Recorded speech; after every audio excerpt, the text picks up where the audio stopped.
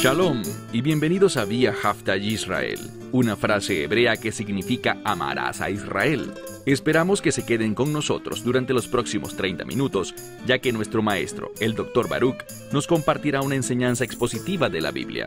El Dr. Baruch es profesor titular del Instituto Zera Abraham, con sede en Israel. Aunque todos los cursos en el instituto se imparten en hebreo, el Dr. Baruch se complace en compartir esta enseñanza en inglés con doblaje al español. Para más información, visítenos en amarasaisrael.org o descargue nuestra aplicación móvil Mi Estudio Bíblico. Aquí está Baruch y la lección de hoy. Si vamos a ser personas que agraden a Dios, necesitamos tener la perspectiva espiritual correcta, un punto de vista de reino. Y esto viene por revelación, es decir, que Dios nos lo revele a nosotros. Pero esa revelación no sucede por casualidad. Hay principios que necesitamos aceptar y seguir con el fin de que podamos recibir realmente la revelación. Otra forma como los teólogos llaman a la revelación es iluminación espiritual. Simplemente significa esto, que por medio de la revelación de Dios, es que Dios nos ilumina. Él enciende la luz para que ya no estemos en tinieblas espirituales. Muchas veces en la Escritura, cuando la palabra de Dios quiere hablar sobre personas ciegas espiritualmente, vemos ejemplos por medio de personas ciegas físicamente. Y cuando Dios los sana, debemos prestar gran atención. ¿A qué? A lo que tuvo que suceder con el fin de que estos individuos fuesen sanados y recibieran la vista, para poder ver correctamente, para poder ver claramente, y eso significa desde una perspectiva celestial. Tomen sus Biblias y vayan conmigo al libro de Mateo, capítulo 9. Libro de Mateo, capítulo 9. En este pasaje de la Escritura, veremos antes de terminar que hay un énfasis en Israel.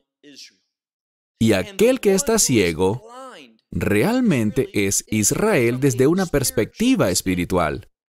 Por esta razón es que Israel estaba en la situación, en la posición en la que se encontraba, siendo oprimida por Roma, debido a que no estaban caminando en la verdad de Dios.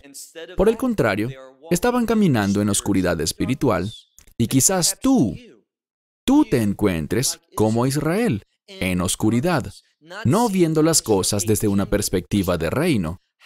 ¿Cómo podemos cambiar eso? Pues eso es exactamente de lo que hablaremos en este estudio. Capítulo 9, Evangelio de Mateo, versículo 27. Leemos: Al Yeshua partir de allí, 2 hombres ciegos le siguieron. Yeshua inició un viaje, está en camino, y 2 ciegos se encontraron con él. Es muy importante que veamos que estos 2 hombres, y el énfasis de este versículo 27, está en que estos 2 hombres ciegos le siguieron. No era Yeshua quien los estaba buscando, sino que ellos, al escuchar quién estaba cerca, siguieron en pos de él.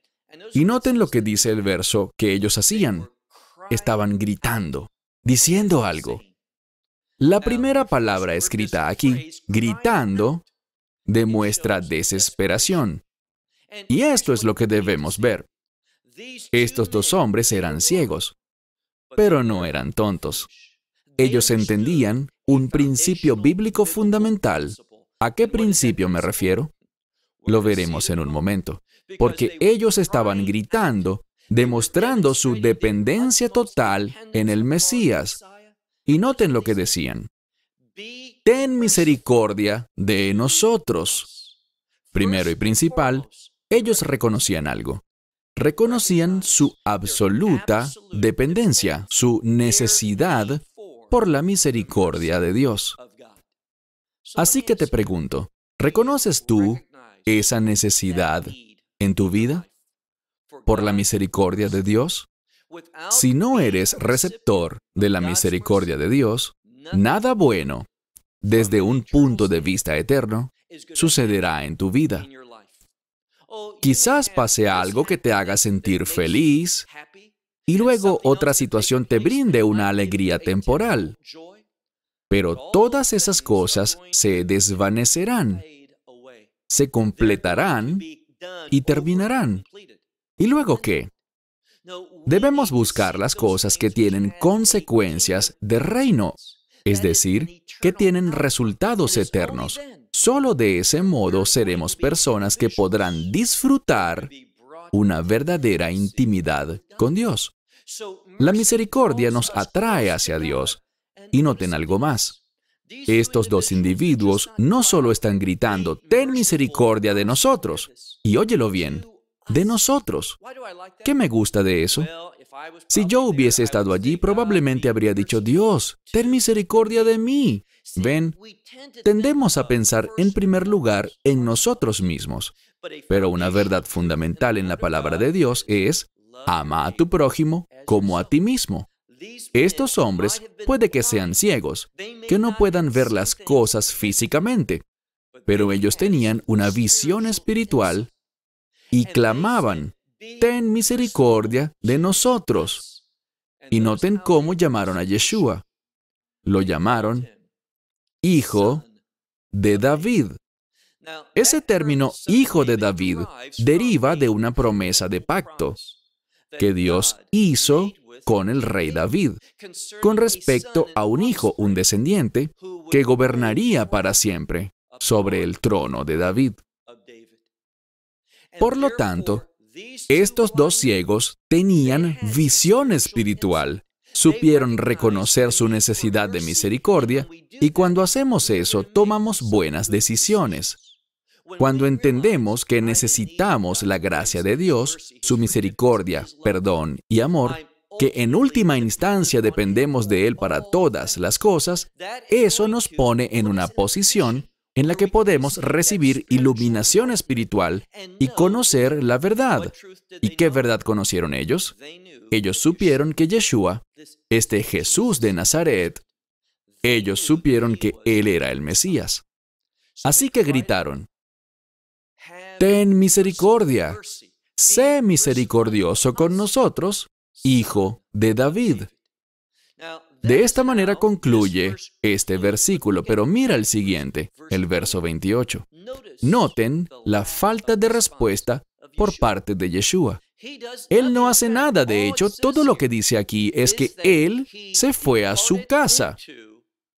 La palabra con la que se inicia este verso aquí es la palabra dei, que demuestra un contraste. Yeshua no respondió de acuerdo a lo que ellos esperarían. No les habló, no les respondió, no hizo nada, simplemente siguió caminando hacia donde se dirigía, hacia su casa.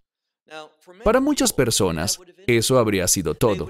Habrían dicho, bueno, lo sabía, Dios no me ama, Él no cuida de mí, por eso estoy en esta situación, por eso es que soy ciego, por eso es que tengo este problema, y nada va a cambiar. Bien, deja de lado la autocompasión. Entiende que Dios está esperando por ti para que respondas a Él con visión espiritual. Ellos empezaron bien, vieron su misericordia, reconocieron su identidad y la misericordia de Dios nos da visión espiritual. Ellos reconocieron a Yeshua como el Hijo de David, pero cuando Él no respondió de inmediato, ellos no se rindieron. ¿Qué hicieron? Continuaron tras Él. ¿Y cómo lo sabemos? Sigue leyendo en el verso 28. Los ciegos vinieron a Él y entonces Yeshua respondió. Y Yeshua les dijo, ¿creen ustedes que yo soy capaz de hacer esto con ustedes? Presten atención al orden de las palabras. Él dice, y lo estoy leyendo de un modo muy literal del texto griego. Dice aquí, Él le respondió a estos dos ciegos preguntándoles, ¿creen ustedes que yo soy capaz de esto hacer con ustedes? Y noten, con confianza, con seguridad, con una perspectiva espiritual correcta, reconociendo su identidad, noten lo que dicen. Ellos le dijeron a él, sí. Y aquí está lo interesante. Vemos un cambio. A lo largo del pasaje, vemos que Yeshua es llamado por el autor por su nombre, Yeshua. Cuando ellos se dirigen a él por primera vez, lo llaman Hijo de David, Mesías. Y esta es la lección para nosotros. Muchas veces deseamos referirnos a Yeshua como nuestro Señor, como Salvador, como Dios y cosas así.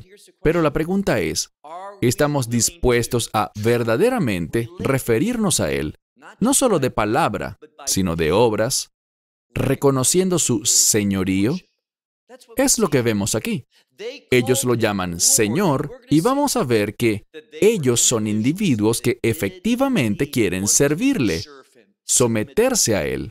Una vez más, es la misericordia de Dios la que nos da visión espiritual, iluminación, revelación. Nos da una perspectiva de reino por la que podemos reconocer la identidad del Mesías y responder a Él como deberíamos. El Mesías aquí dice, ¿creen ustedes que esto puedo yo hacer? Y ellos dicen, sí, Señor. Este término Señor nos muestra una verdad muy importante con respecto a ellos, que ellos querían la sanidad en su vida con el fin de servirle a Él. Así que les pregunto, estoy seguro que con frecuencia ustedes oran y elevan a Él sus súplicas y peticiones. Pero, ¿es tu máximo deseo, la razón por la que quieres que Dios se mueva en tu vida, es poder demostrar su señorío en tu vida al servirle a Él, hacer su voluntad, participar en la obra de Dios? Esto es lo que veremos con respecto a estos dos hombres ciegos. Ellos respondieron, sí, Señor. Verso 29. Entonces, y esta palabra toté en griego habla de un resultado. Es entonces, pero también como resultado de esto, lo siguiente ocurrió. Fue debido a su deseo de misericordia. Fue por reconocer su identidad, por su fe en que todas las cosas son posibles con Dios, por creer en el Mesías, que es el ungido de Dios, quien vino a ordenar todas las cosas. Fue porque ellos deseaban su orden en sus vidas y porque respondieron con fidelidad que el Mesías les contestó.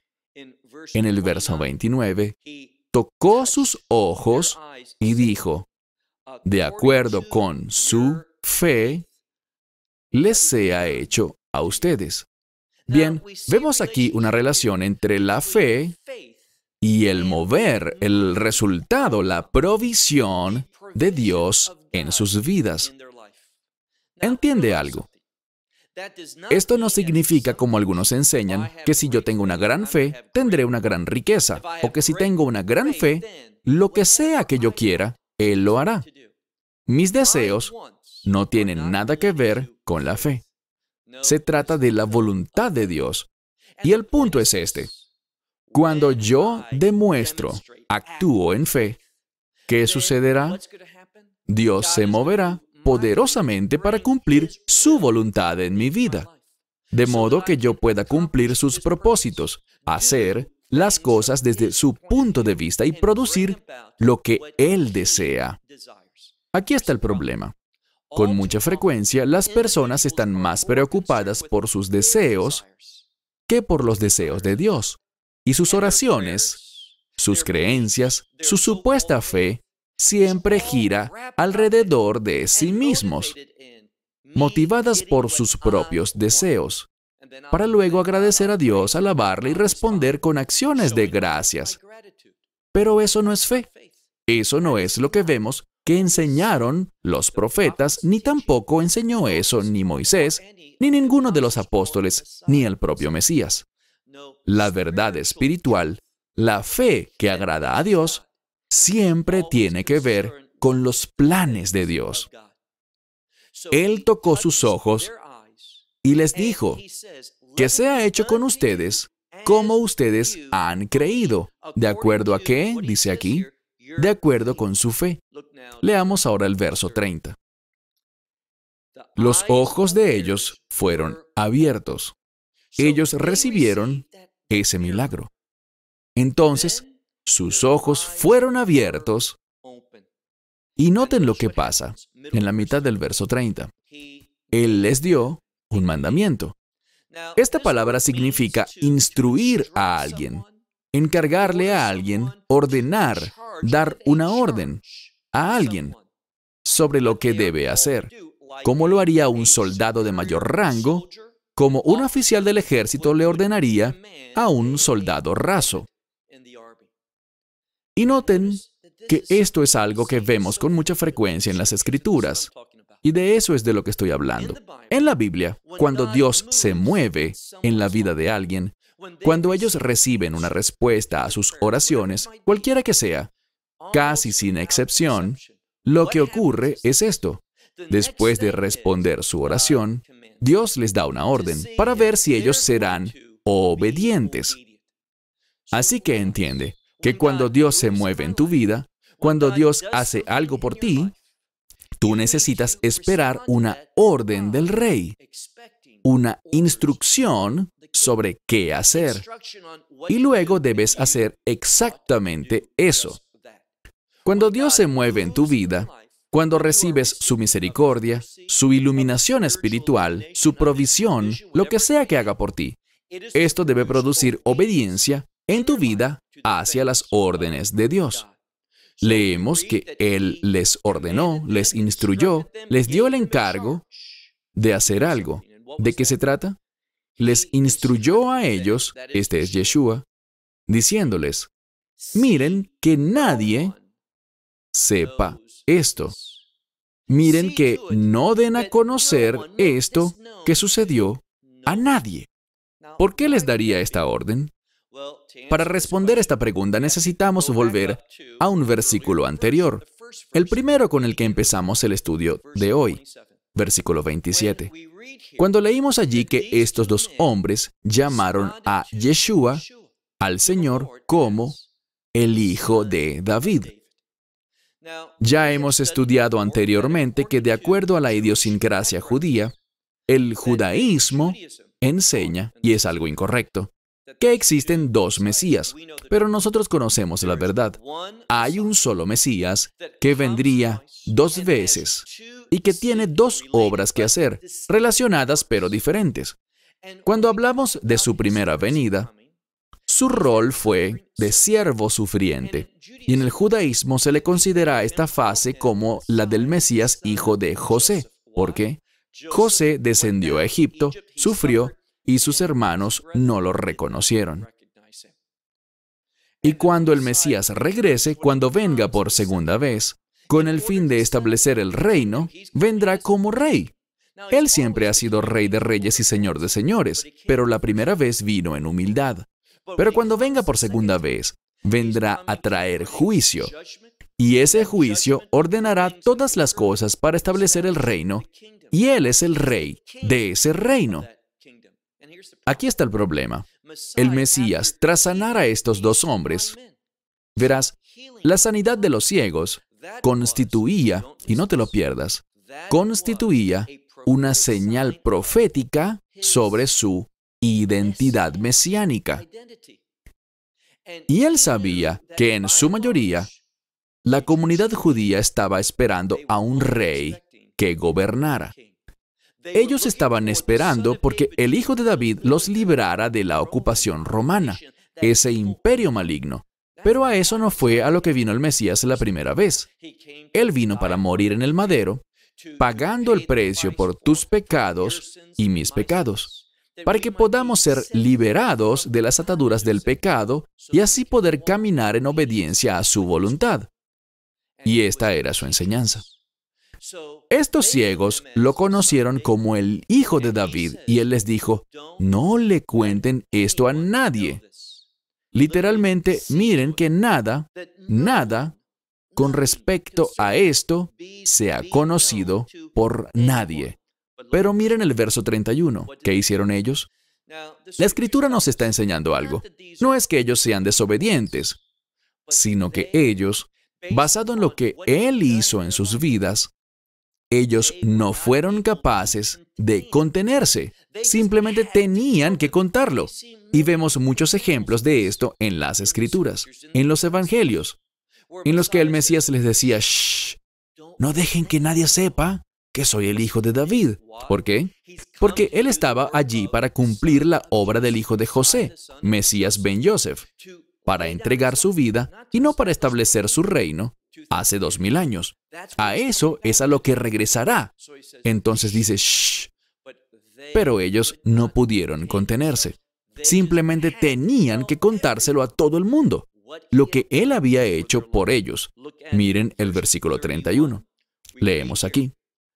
Pero, una palabra para en contraste con, pero, ellos se fueron dándolo a conocer a Él.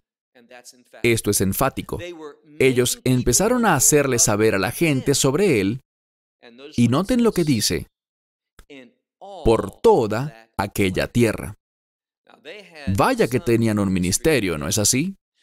Ellos divulgaban todo sobre Él. Ellos no estaban alabándose a sí mismos. No eran individuos orgullosos que decían, ¿sabes? Dios me ama tanto que me sanó. Dios quiere hacer grandes cosas en mi vida más que en otros, y por eso Él me hizo este milagro tan espectacular.